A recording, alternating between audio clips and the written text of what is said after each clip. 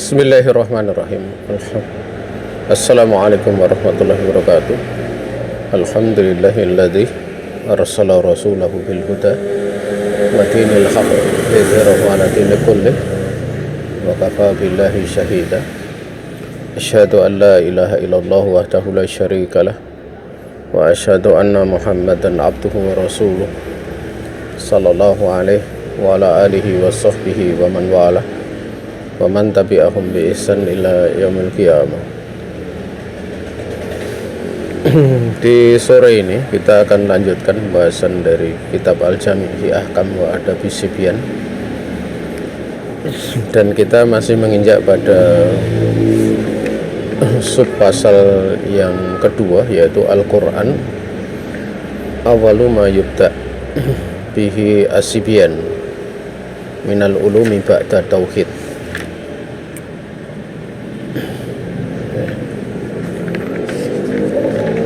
Dan kalau kita tarik lebih umum lagi, ini masih masuk di dalam bab yang ke-5 ya.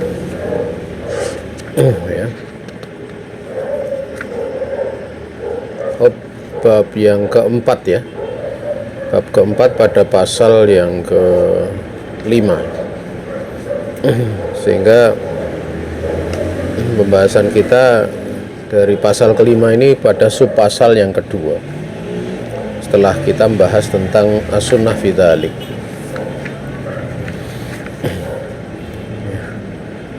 Tentang subpasal ini kemarin sudah kita bahas dari perkataan Ibnu Abdul Bar di dalam kitab Jami'u Bayanil Ilmi wa Fadlih, ya. Bagaimana beliau menjelaskan bahwa ilmu itu pada saat dicari itu ada derajat-derajat, ada jalan terjalnya, dan ada kelas-kelasnya, dan tidak patut untuk melampaui batas di dalam derajat-derajat, kemudian kelas-kelasnya itu enggak melampaui itu. TK enggak mungkin diberi pelajaran untuk pelajaran SMA. Ada tingkatan-tingkatan, seperti di dalam hafalan Al-Quran gitu ya. Dalam hafalan Al-Quran itu ada tingkatan seorang untuk memperbaiki bacaan dulu, ataupun tahsin ya. Itu tidak dibutuhkan hafalan yang banyak. Baru setelah itu dia masuk pada hafalan tahfidz ya. Karena kalau tahsinnya nggak bagus, nanti mesti akan terjadi kesalahan bacaan yang banyak. Tahfidz.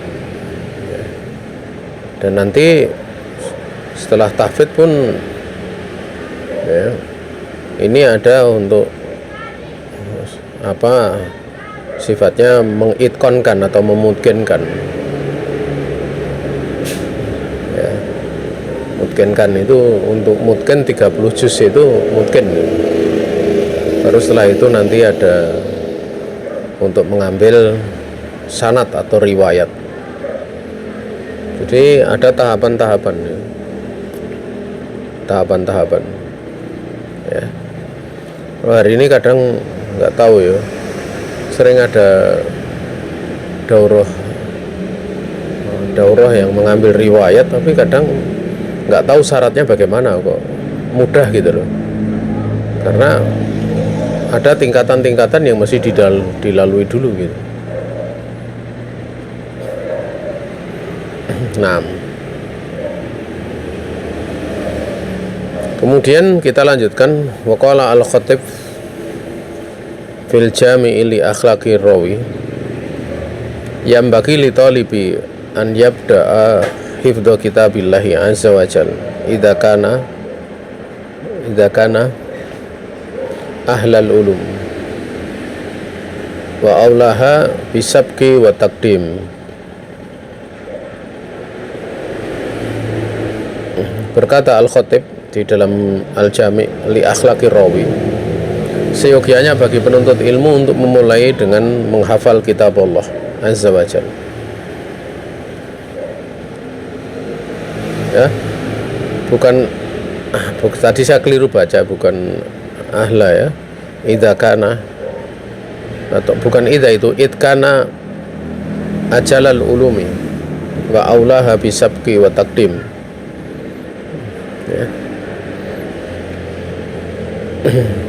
Ya, karena keberadaan dari menghafal kitab Allah itu termasuk semulia-mulia ilmu, ya, dan ilmu yang lebih pantas untuk didahulukan dan dikedepankan. Jadi menghafal, dan setiap muslim itu menghafal Al-Quran mesti seneng gitu. Ya, menghafal Al-Quran mesti seneng. Ya. Namun memang bukan cuma sampai di situ kemudian berhenti ya. Ada hal-hal yang perlu untuk dipelajari setelahnya yang berkaitan dengan amal gitu. Ya.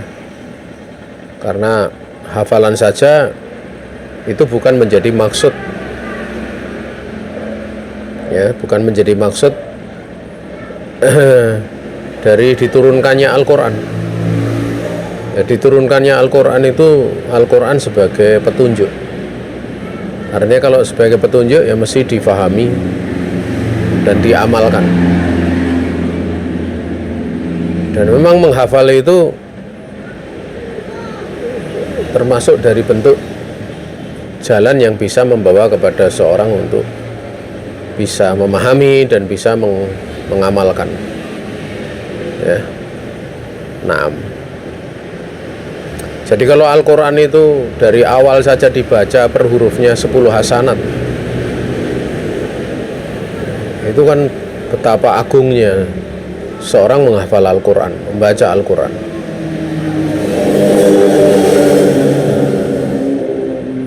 Kalau satu huruf saja 10 hasanat, bagaimana kalau kemudian difahami dan diamalkan? Kalau difahami tentu dia akan menjadi orang yang alim.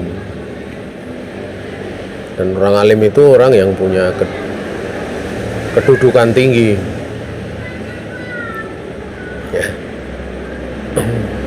Kemudian diamalkan, wah ini luar biasa gitu.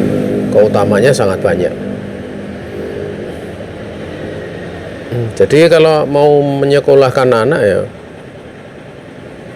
ya pada sekolah-sekolah yang memang punya prioritas memperhatikan hafalan Quran, ya. Dan juga prioritas ini bisa bisa disinkronkan dalam bentuk kebijakan gitu. Bagi lembaga-lembaga ya hendaknya ini menjadi porsi atau menjadi perhatian terbesar. Walaupun ada pendidikan umum ya, itu tetap anak dididik untuk punya perhatian besar di dalam hafalan. Karena nanti kalau besar tanpa perhatian kepada kitab Allah, mungkin dia jadi dokter, mungkin jadi ini, jadi itu, ya beda gitu loh. Tentu beda gitu. Yang punya hafalan tuh beda.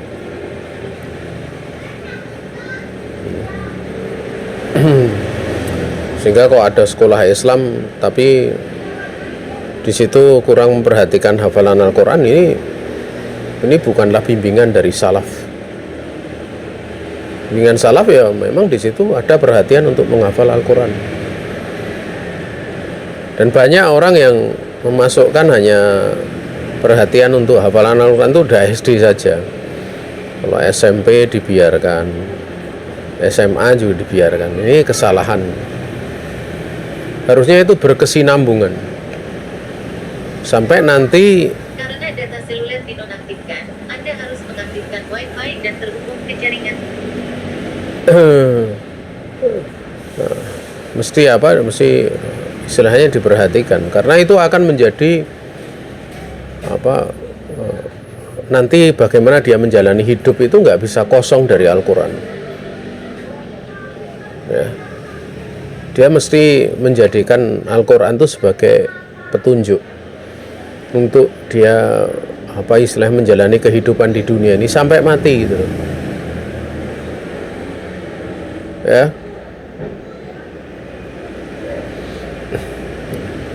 Banyak orang berpandangan memperhatikan anak itu kalau nilainya bagus gitu loh. Bahkan kalau nilainya jelek nanti dia akan memberikan perhatian yang cukup ketat kepada anaknya. Tapi kalau hafalan Al-Quran kadang dianggap biasa gitu. Nah ini orang tuanya sendiri ini punya arah kehidupan yang kurang pas gitu kalau cara berpikirnya seperti itu. Apalagi kalau kemudian dilihat, hafal Al-Quran mana hasilnya, maksudnya hasil dari sisi dunia.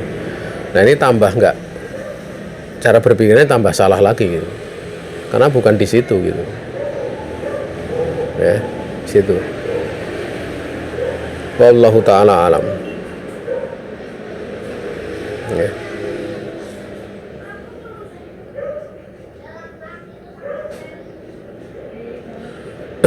Qala Ibnu Juraid rahimahullahu taala ataitu ata wa ana uridu hada sya'na wa indahu Abdullah ibnu Ubaid ibni Umair faqala li Abdullah ibnu Ubaid qara'ta al-Quran qultu la qala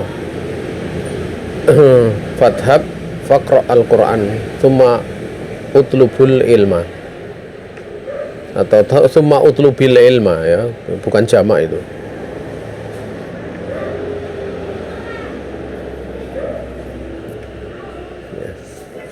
Di sini ada sebuah nasihat dari Ibnu Juraid ya, rahimahullah taala. Dia berkata, aku mendatangi Atok sementara aku menginginkan perkara ini, yaitu ilmu. Waktu itu di sisi Juraid ada Abdullah bin Ubaid bin Umar. Maka Abdullah bin Ubaid berkata kepadaku, engkau sudah membaca Al-Quran? Maksudnya belajar Al-Quran dari awal sampai akhir, sudah selesai? Qultu la, belum. Maka beliau kemudian menganjurkan, pergilah kamu baca Al-Quran dulu sampai selesai, baru kamu menuntut ilmu.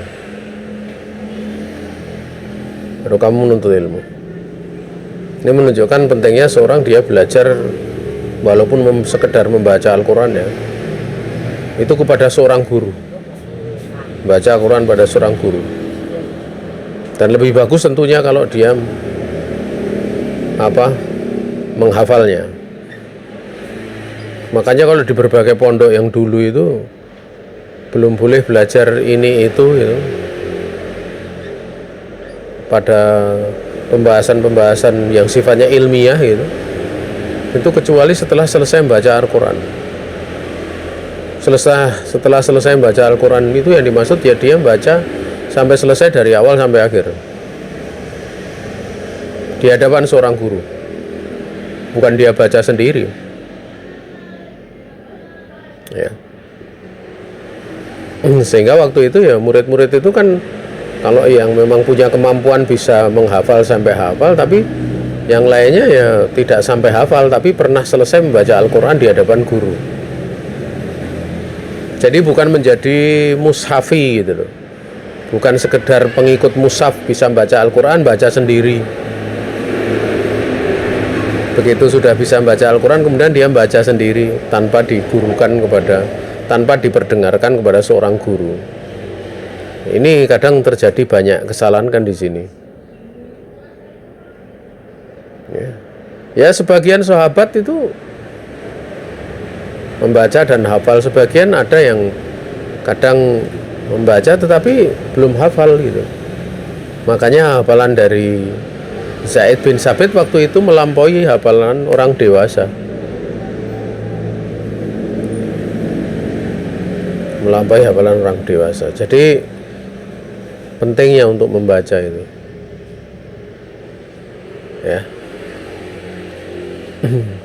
Kadang kalau seorang baca sendiri kan dia menilai sendiri. Penilaian sendiri itu ima akan menimbulkan ujub, wa ima dia akan menilai dirinya sendiri tanpa ilmu gitu. Ya. Karena dia bukan orang ahli ya, tentang masalah itu. Jadi jangan rumongso gitu, istilahnya itu tuh rumongso gitu. Ya. Nah,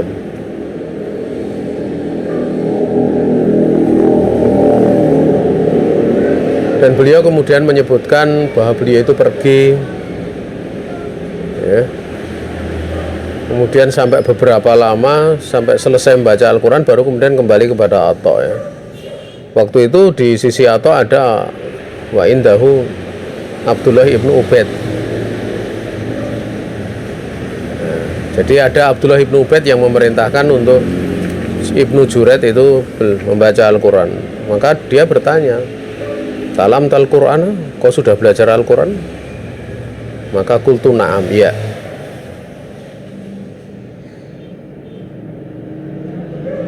Ya. Ternyata mau kembali di situ untuk belajar lagi kepada Atha, ya. Itu ditanya lagi oleh Abdullah bin Ubaid, "Kau sudah belajar Al-Faridah? Ta'alam ta Al-Faridah? Engkau sudah belajar berbagai macam kewajiban, perkara wajib?" Qultu la, belum, baru baca Al-Quran saja. Maka dia mengatakan, fata'allamil faridah summa tlubil ilma. Kamu pelajari saja dulu berbagai macam kewajiban, baru setelah itu menuntut ilmu.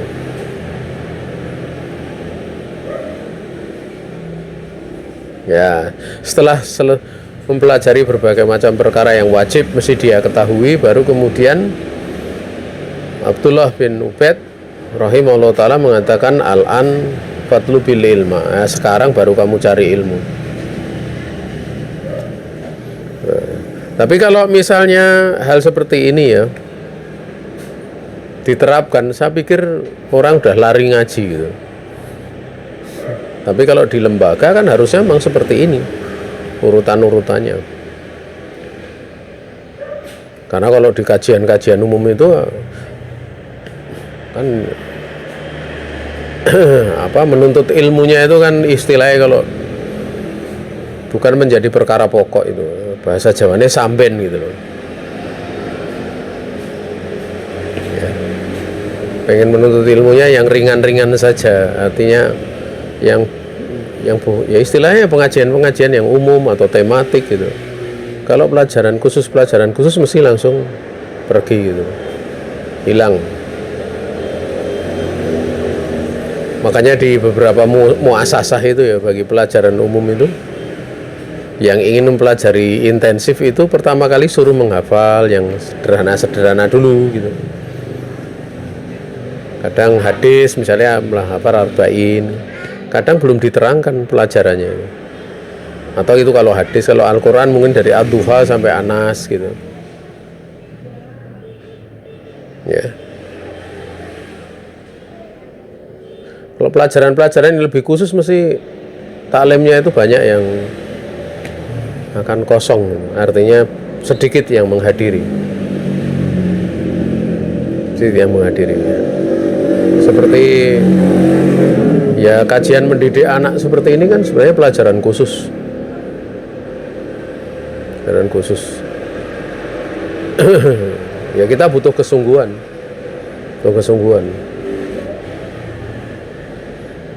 Ya. Nah, baru setelah diperintah oleh Abdullah bin Ubaid ini, Ibnu Juraid mengatakan falazimtu ata'a sab'a asharata sanatan. Kemudian aku melazimi belajar kepada Atha itu selama 17 tahun. Belajar selama 17 tahun. Ya cukup lama ya. Sampai menjadi seorang yang alim. Ya. Ada pengalaman yang kita dapat ya, ada ya. Di saat ada beberapa murid saya dulu belajar itu 2 tahun, program 2 tahun. Kemudian dia melihat ada murid-murid saya yang belakangan setelah dia gitu. Tapi dia kadang bertanya kok kemampuannya beda gitu loh. Ya saya jawab dia sudah 7 tahun belajar. Dari dasar sampai ke lanjutan dia belajar terus. Ya tentu kemampuannya jadi beda gitu loh. Padahal yang 2 tahun ini juga takhasus, tapi kan hanya ilmu-ilmu baru tingkat dasar ya, belum sampai ke lebih lanjutan gitu. Nah, takhasus itu jangan berhenti gitu. Ya. Nah, kalau dulu dari guru-guru kami itu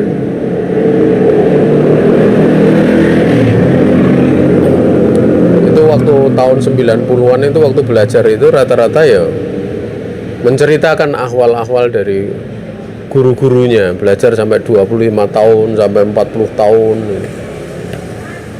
itu diceritakan itu. Ya. Kalau sekarang itu belajar pengennya singkat tapi cepat paham gitu. Pengennya seperti itu. Nah, itu menyelisih ya. Memang ilmu itu dipelajari butuh bertahun-tahun. Tahun-tahun. Apalagi kalau pembahasannya itu yang pembahasan lebih khusus lagi gitu. Nah,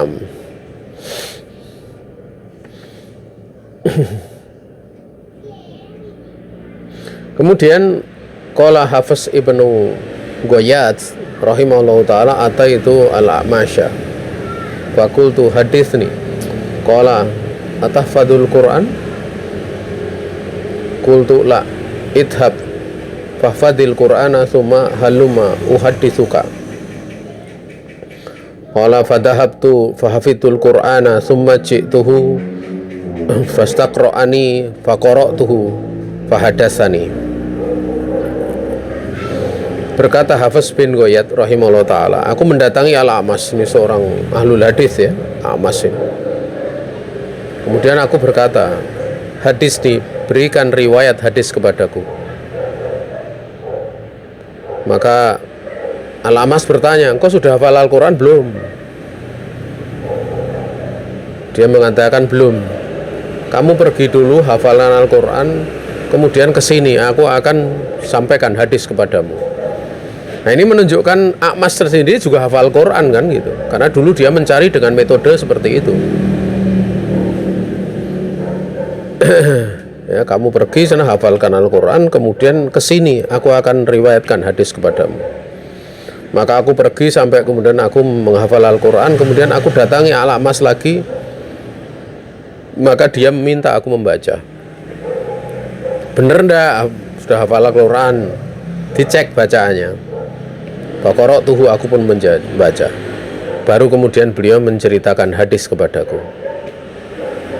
Ya, ini standar memang di tempat kita ya, karena kita kan ajam ya, bukan Arab ya.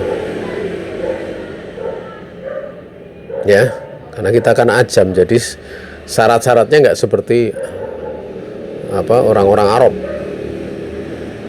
Ya, makanya dulu kalau di Arab itu syarat untuk masuk di jenjang selanjutnya itu hafal Quran dulu, kemudian nanti hafal Bulughul Maram kalau tidak salah. Nanti baru belajar ini. Tapi karena karena kebutuhan mendesak ya, kalau diterapkan seperti itu tidak ada orang luar Saudi belajar nanti. Akhirnya para masyayikh kita itu dengan para ulama kita itu dengan kasih sayangnya untuk masuk di lembaga-lembaga itu mulai dihapus syarat hafal Quran. Seperti kayak jamiah itu tidak disyaratkan hafal Quran. Ya. Termasuk belakangan katanya Ummul Qura juga demikian. Kalau Ummul Qura itu sejak beberapa waktu disyaratkan lulusnya harus hafal Quran untuk orang non Saudi ya. Tapi kalau orang Saudi beda gitu loh. Nah, sekarang lebih dipermudah lagi. Ya, karena kalau tidak seperti itu Iran buka beasiswa gitu loh, nanti banyak orang belajar ke Iran jadi Syiah gitu. Akhirnya pemerintah memberikan berbagai macam kelonggaran, pemerintah Saudi, sehingga tidak mesti hafal Quran. Tapi secara asal sebenarnya nggak seperti itu gitu. Nah, ya. Makanya kalau di majelisnya Syekh Mukbil rahimahullahu ta'ala itu pada saat ada beliau membahas tentang ilmu hadis, kemudian orang-orang Arabi ditanya gitu, orang-orang Arab itu ditanya tentang seorang rawi gitu. Itu kan tidak ada yang bisa jawab. Yang bisa menjawab adalah salah satunya, waktu itu yang menjawab adalah orang Indonesia, guru kami gitu. Maka Syekh Mukbil sampai heran bahwa orang Arab bisa dikalahkan sama orang Ajam gitu, orang non Arab gitu. Tentang yang seorang rawi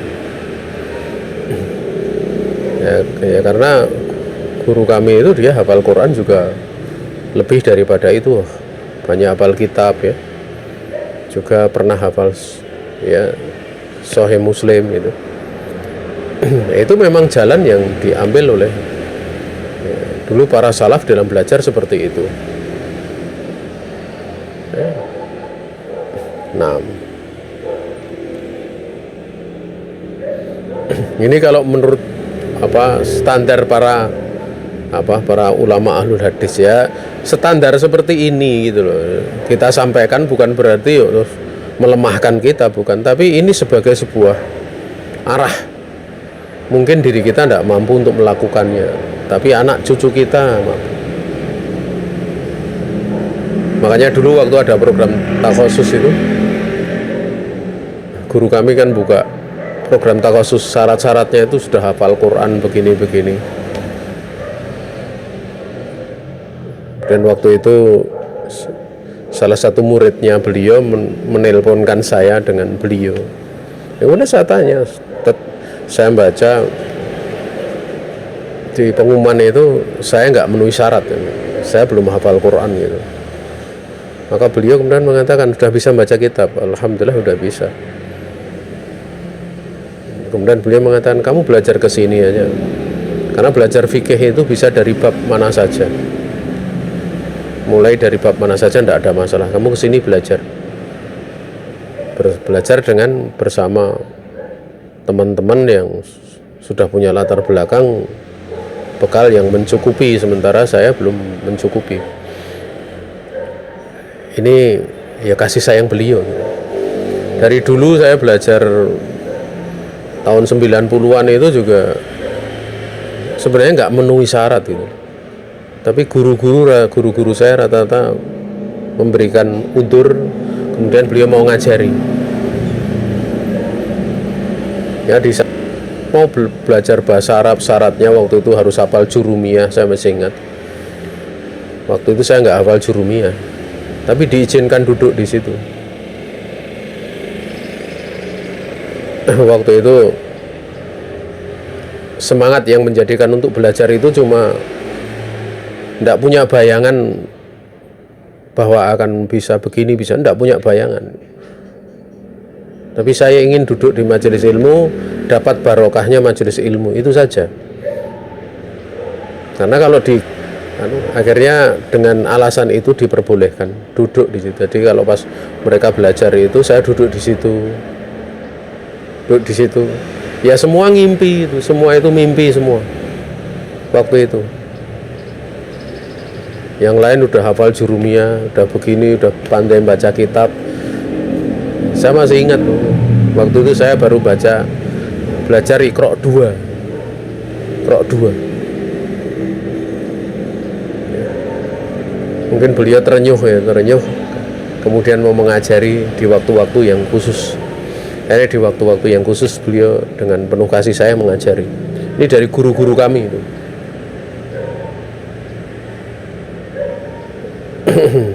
Sampai belajar baca Al-Quran juga seperti itu. Kalau dari si syarat nggak memenuhi syarat gitu. Ya. Tapi memang niatnya nggak mau kemudian jadi ustadz ya. Pokoknya bisa baca Quran, bisa belajar, bisa memahami agama untuk beramal soleh, bekal di waktu hidup di dunia gitu. Nggak ada pikiran mau besok ngajar, nggak ada. Karena syaratnya berat.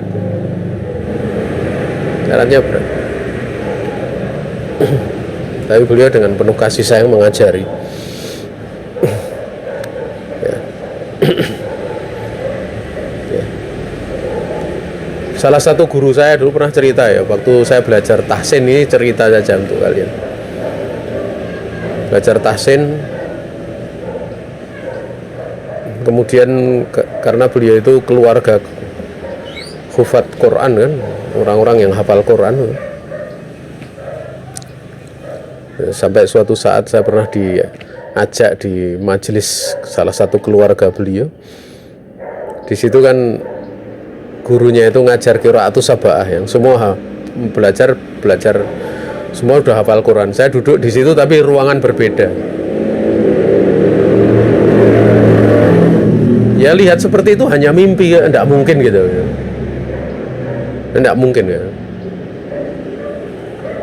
Kemudian sambil ngajak itu guru saya cerita bahwa nanti kalau mungkin beneran bisa satu orang menyemak 5 juz sekaligus, itu tambah saya wah ini enggak mungkin gitu,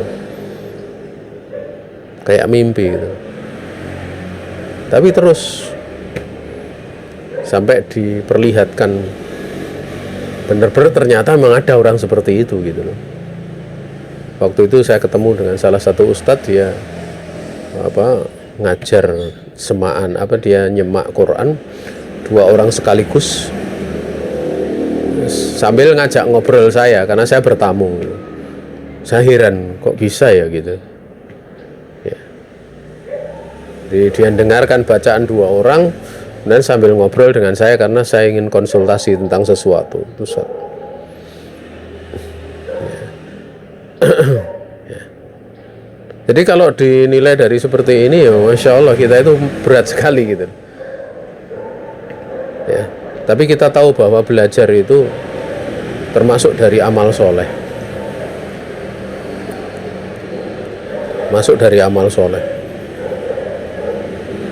dan seorang dia mendapatkan hasil itu fadlu minallahi ta'ala, dia keutamaan dari Allah. Adapun kita ya kita sungguh-sungguh saja ya.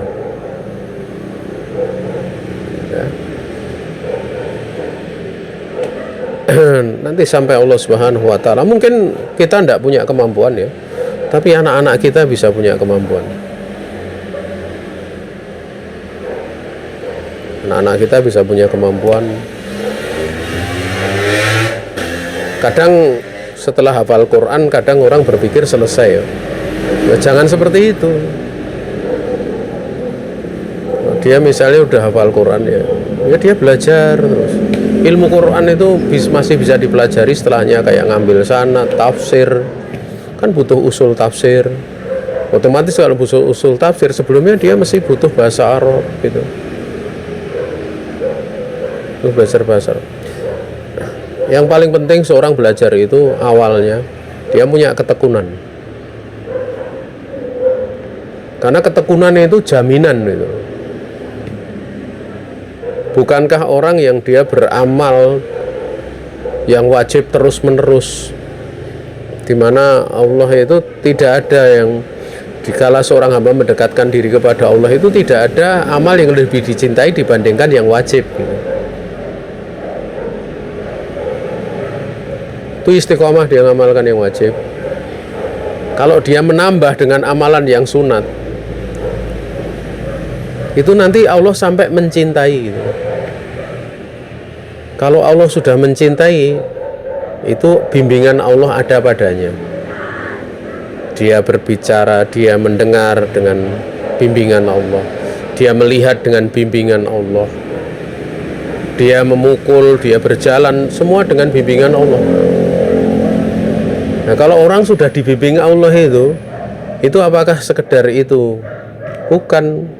Ya, ilmu yang dia pelajari pun dia akan diberikan kemampuan oleh Allah Subhanahu wa taala. Sehingga ada orang hafalannya luar biasa, seorang dia kemampuan ilmunya luar biasa. Itu semua karena memang dia tekun. Dia tekun itu kan menjadikan dia beramal terus menerus, dia sabar gitu. Ya. Makanya kunci di dalam belajar itu ya, salah satunya adalah memang tekun itu. Tekun. Karena kalau orang tekun itu dia akan sabar, dan kalau dia amal berterus menerus itu dimungkinkan amalnya ikhlas gitu. Kecuali iblis itu. Iblis itu kan amal terus menerus, tapi dalam hatinya ada kesombongan. Sampai Allah Subhanahu wa taala menciptakan Adam alaihissalam. Nah, jadi seperti itu. Untuk mendidik anak itu jangan pesimis, misalnya anak itu enggak pinter gitu, tapi didiklah untuk punya karakter tekun, sabar. Karena itu antara tekun, sabar, istiqomah, istimror itu saling berkait. Saling berkait. Ya. Nah, kalau ada pun pinter, banyak orang dikasih kepandaian. Ya. Nah, tapi kalau orang misalnya punya ketekunan kemudian dikasih kepandaian, itu biasanya dia akan lebih bisa mengatakan bahwa ini dari Allah. Beda kalau orang pinter dari awal tuh kadang agak besar kepala kadang. Ya. Wallahu ta'ala alam. Ya. Karena menuntut ilmu untuk bisa berhasil ya dia butuh kesabaran, butuh istimror gitu loh, istimror. Dan kita bisa melihat kok di mana-mana kajian itu kalau pesertanya makin dikit itu biasa gitu. Makanya pernah saya ditanya oleh murid saya, "Tat, di sana udah ngajar berapa lama?" Ya sekitar 7 tahun ya. Dia tanya langsung, karena kebiasaan saya ngajar pakai kitab. Kitab apa yang udah diselesaikan? Saya sebutkan. Kitab ini udah selesai, kitab ini selesai. Sampai dia heran, itu nggak di pondok bisa selesai ya gitu. Tapi ya resikonya sampai yang belajar cuma 2 orang. Belajar 2 orang. Tapi kita nggak peduli ya. Ngajar itu pakai kitabnya para ulama itu salah satu bentuk kita punya penghormatan kepada para ulama kita, kecintaan kepada ulama kita. Ya. Beda kalau kita yang nyimpulkan oh itu pendapat kita sendiri. Coba kalau kita baca kitab ini tadi seperti ini, kisah dari Ibnu Jurayd, kemudian Hafiz bin Ghayath.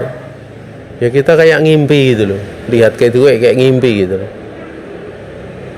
Sehingga kadang jauh dari kehidupan sehari-hari kita, wes rasah mangkat ngaji wae kayak gitu, pikirannya jadi kayak gitu. Ini menunjukkan bahwa himmahnya itu bukan himmah aliyah, bukan himmah yang tinggi, keinginan yang tinggi. Kita itu harusnya bersyukur ya. Kita sadar Allah itu Rabb kita. Di mana Allah Subhanahu wa taala itu kalau kita meminta itu hendaknya falyazimil mas'alata, kata Nabi. Hendaklah dia mengazamkan di dalam meminta.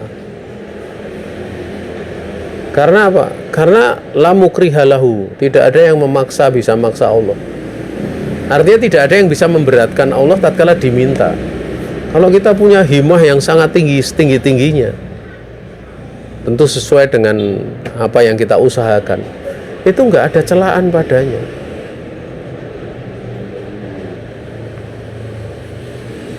Ya, bahkan di saat mungkin kita mendapatkan hasil yang tidak kita inginkan, tidak seperti yang kita inginkan, padahal sebenarnya Allah itu akan memberi lebih dari sekedar yang kita inginkan. Seperti istrinya Imron itu kan, dia ingin untuk menadarkan yang dalam perut ibunya itu, dalam perut dirinya itu khusus untuk Allah Subhanahu wa taala. Dia beribadah kepada Allah. Dikasih anak perempuan yaitu Maryam. Sehingga beliau pun mengatakan bahwa laki-laki itu beda dengan perempuan.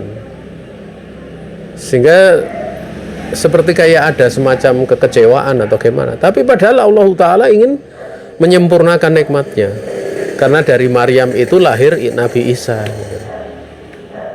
Artinya ya dapat perempuan paling mulia, dapat laki-laki paling mulia, keturunan paling mulia. Namun dibutuhkan di situ kan kesabaran gitu.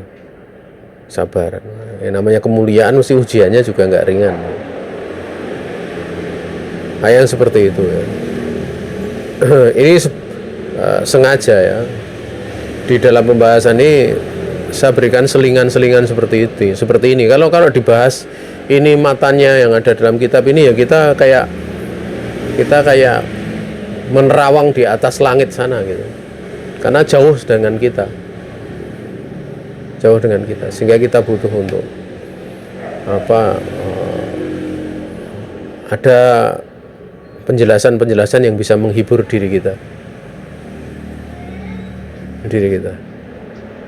Nah, dan itu yang memang ada sebagian dari murid itu ya yang minta, tapi bukan di kamusa, di tempat lain. Kadang sharing pengalaman. Karena kalau dibacakan seperti ini ya benar-benar melendek semua, kita semua melendek gitu. Tapi berikan pengalaman bagaimana misalnya anak bisa sampai mencapai derajat seperti ini itu butuh nih. Diberikan penjelasan. Ya. Nah. Ya. Namun kadang menyampaikan seperti itu kita juga hati-hati ya, karena kadang nikmat itu kalau diceritakan itu tipis ya, antara menceritakan nikmat untuk bersyukur agar orang juga bisa merasa bisa mengambil faedah, sama untuk sum'ah gitu loh. Sum'ah kadang seperti itu tipis gitu loh. Makanya kadang ya kalau diminta seperti itu kadang agak males sebenarnya. Ya, agak males kadang diminta seperti ini. Lebih-lebih juga ada beberapa hal yang perlu untuk diperhatikan dalam perkara tersebut. Tapi 1-2 kali Pak Insol enggak apa-apa gitu. Mudah-mudahan Allah Subhanahu wa taala selamatkan hati kita. Ya. Ya. Makanya kalau kalian misalnya ada nyari di Facebook saya, enggak akan ada hal-hal seperti itu, enggak ada. Karena kadang kalau di-upload seperti itu malah pernah ada temen itu ngupload ya, ngupload muridnya, dia diberi karunia muridnya bisa begini ya. Karena muridnya putri ya, yang nanyakan itu pertanyaan-pertanyaan seputar untuk cari jodoh gitu. Itu kan malah jadi nggak nyambung gitu. Ya, cari jodoh. Artinya ada yang dari ikhwan atau apa kemudian mencari istri begini-begini ya gitu. Ya. Ya. Itu kan jadi kadang memang seperti itu muncul. Ya. Nah. Ya. Ya. Wallahu taala a'lam.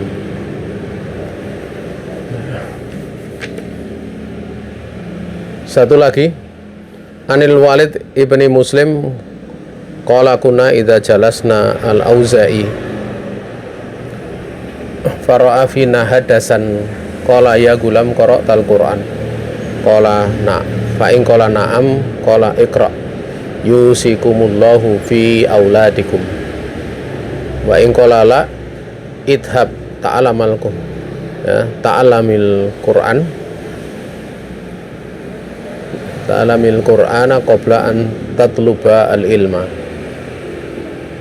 Al-Walid bin Muslim dia berkata, kami ketika duduk di hadapan Auza'i, seorang ulama besar, kemudian beliau melihat di tengah kami itu ada orang baru duduk di majelisnya Auza'i, itu orang baru.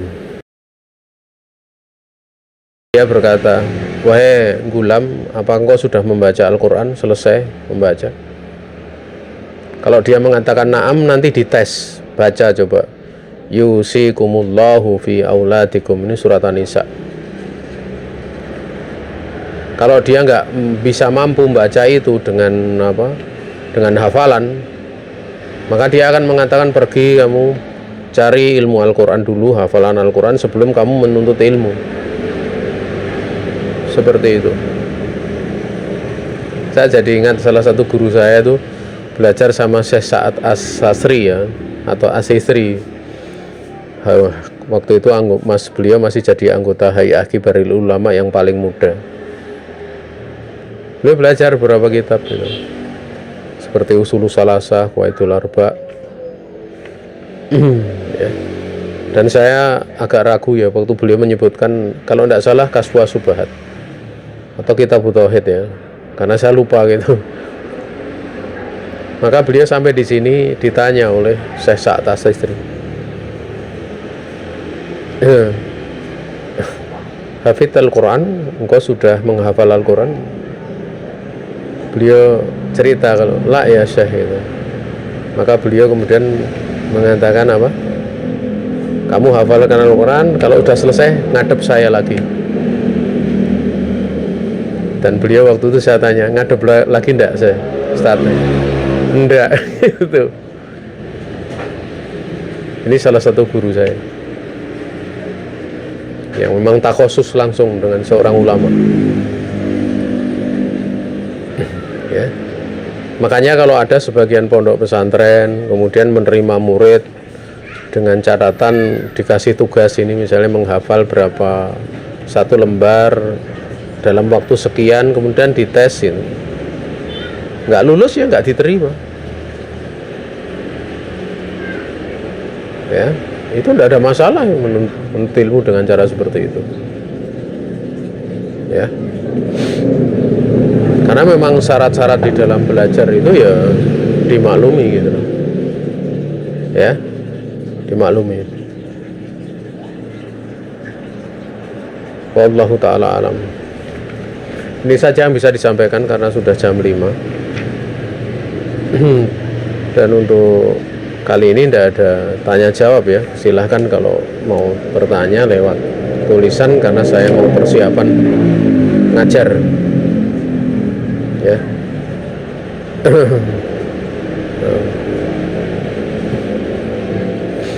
Besok kita masih melanjutkan ya kisah-kisah ini. Pokoknya walaupun ini berat akan saya baca. Paling tidak andaikan kita ini belum bisa melaksanakan, kita punya himmah, punya keinginan yang besar, mungkin anak cucu kita, dan kita tidak tahu yang keberapa.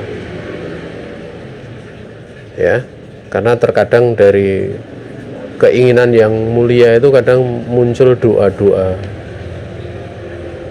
yang kita tidak tahu Allah akan mengkabulkan kapan. Andaikan memang di dunia tidak ada, Allah akan balas di akhirat. Ya, kita mesti optimis yang seperti itu. Ya. Ini saja yang bisa disampaikan. Salah datang dari diri saya sendiri dan dari syaitan. Saya istighfar pada Allah Subhanahu wa taala. Kalau ada benar semata-mata luasan rahmat Allah Subhanahu wa taala ini diberikan kepada kita. Waktu dan tempat saya kembalikan kepada pembawa acara.